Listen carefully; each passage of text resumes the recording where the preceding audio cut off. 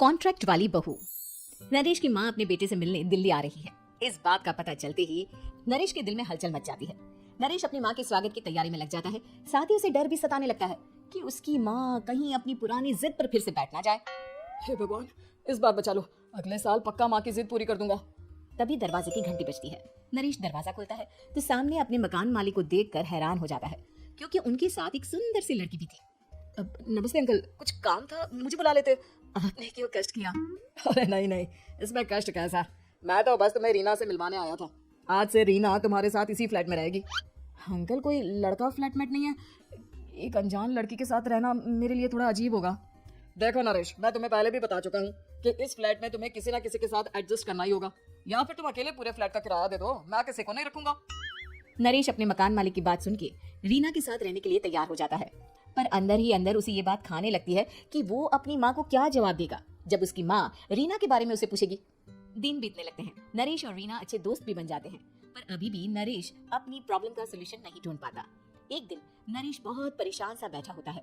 तभी रीना उसे पूछती है, क्या हुआ नरेश, तुम काफी परेशान लग रहे हो, सब ठीक तो है ना? हाँ सब ठीक है, बस एक छोटी सी प्रॉब्लम है। वो एक्चुअली 2 दिन बाद मेरी माँ मुझसे मिलने आ रही है। अरे तो इसमें प्रॉब्लम क्या है, ये तो खुशी की बात है।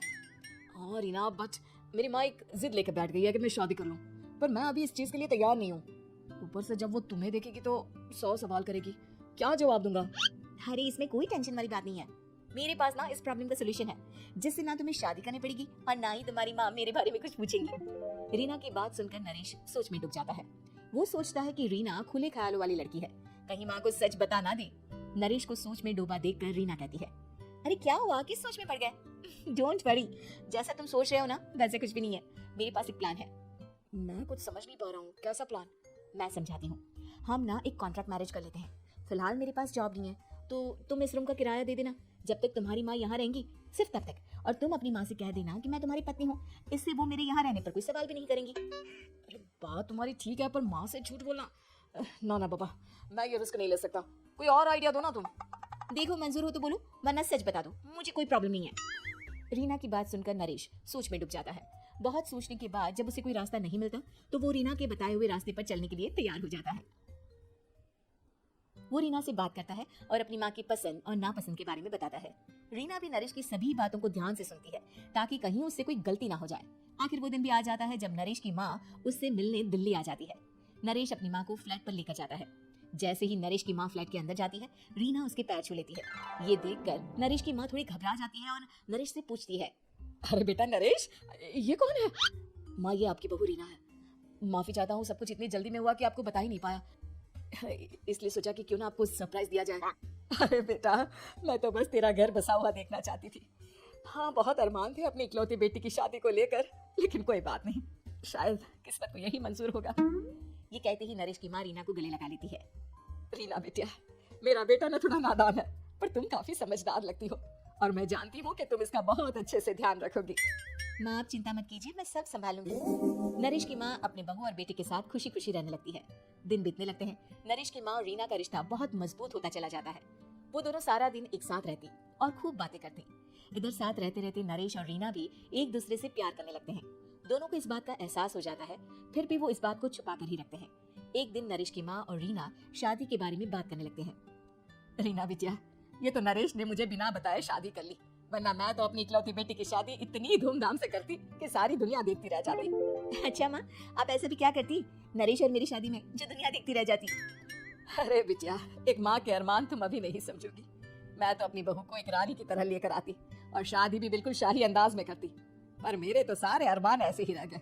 खैर, मुझे तो अपने बेटे और बहू की खुशी चाहिए बस। ये कहते हुए नरेश की माँ की आंखों में आंसू आ जाते हैं। रीना भी ये सुनकर ख्यालों में खो जाती है, क्योंकि वो भी मन ही मन खुद को नरेश की पत्नी और उसकी माँ की बहू मानने लगी थी। शाम को जब नरेश ऑफिस से घर आता है तो रीना खुद को रोक नहीं पाती और नरेश के सामने उसकी माँ को अपने और नरेश के रिश्ते का सारा सच बता देती है। रीना की बात सुनकर नरेश की माँ दोनों से बहुत नाराज हो जाती है और घर वापस जाने की बात करने लगती है।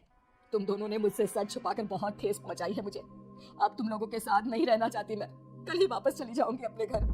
माँ मुझे माफ कर दो, ये सब मैंने रीना के कहने पर ही किया है, वरना मैं भी आपको कभी ठेस पहुंचाने के बारे में सोच भी नहीं सकता। हाँ माँ, हमने ये सिर्फ आपका दिल रखने के लिए किया, प्लीज हम दोनों को माफ कर दीजिए। तुम दोनों ने मेरे अरमानों के साथ खिलवाड़ किया है, और वैसे भी मुझे अपने बेटे के लिए एक अच्छी लड़की ढूंढनी है, इसलिए मेरा यहाँ से जाना ही बेहतर होगा। माँ की ये बात सुनकर रीना खुद को रोक नहीं पाती। माँ, क्या मैं आपके घर की बहू बनने लायक नहीं हूँ? रीना की बात सुनकर नरेश हैरान रह जाता है। नरेश की माँ भी कुछ समझ नहीं पाती। मैं कुछ समझी नहीं, आखिर तुम कहना क्या चाहती हो? माँ, मैं वो नरेश से बहुत प्यार करती हूँ और साथ ही साथ मैं आपको भी अपनी माँ मान बैठी हूँ। आज जब आपकी बातें सुनी तो खुद को रोक नहीं पाई, इसलिए सारा सच आपको बता दिया। रीना की बात सुनकर नरेश की माँ की आंखों में आंसू आ जाते हैं और वो अपने बेटे नरेश और रीना को गले लगा लेती है। मेरे घर की बहू तो सिर्फ रीना बिटिया ही बनेगी। मैं आज ही तुम दोनों की शादी की तारीख निकलवा दूंगी, बस एक बार तुम्हारे घर वाले मान जाए। उसी दिन रीना के माता पिता भी उनके फ्लैट पर आ जाते हैं। दोनों परिवार आपस में बैठकर बातें करते हैं और शादी के लिए राजी हो जाते हैं। रीना भी कॉन्ट्रैक्ट फाड़ देती है और कहती है, सही मायने में मैं अब बहू बनूंगी, अब तक तो सिर्फ कॉन्ट्रैक्ट वाली बहू थी।